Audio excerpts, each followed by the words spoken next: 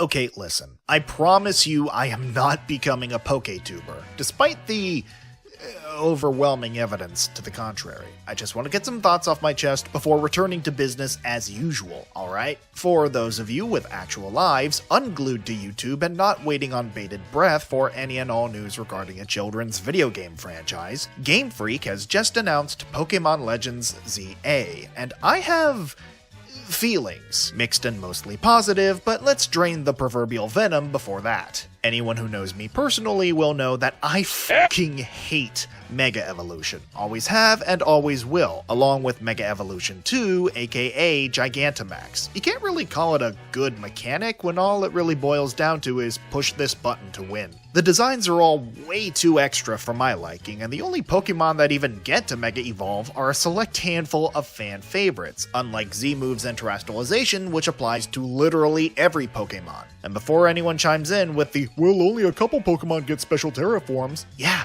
that's because they're the actual legendaries of the games. I don't care what's on the box art, this is not a legendary Pokemon, alright? I will die on this hill!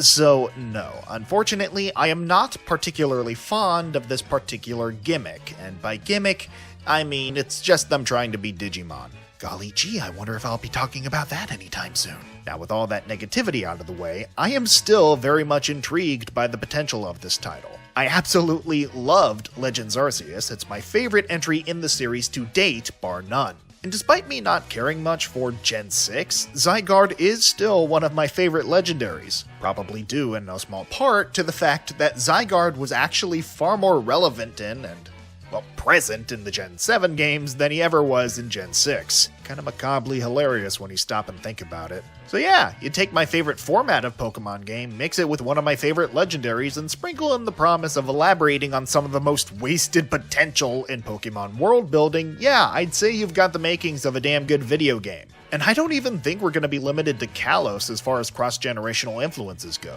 despite the mildly concerning red flags at play.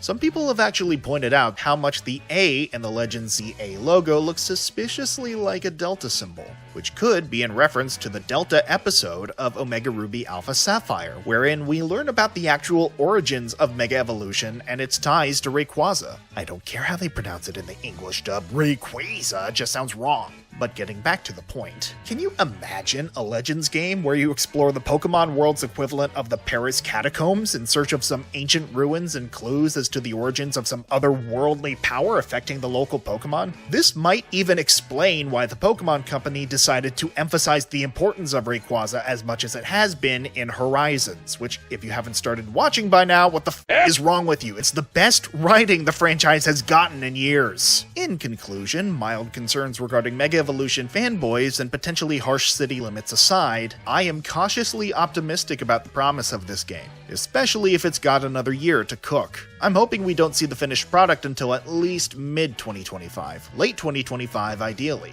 Balls in your court, Game Freak, please don't drop it again. Show us that you have the capacity to learn from your mistakes. Now back to our regularly scheduled programming. Radio silence on YouTube and sporadic Patreon updates. Bye! So, are you open to criticism or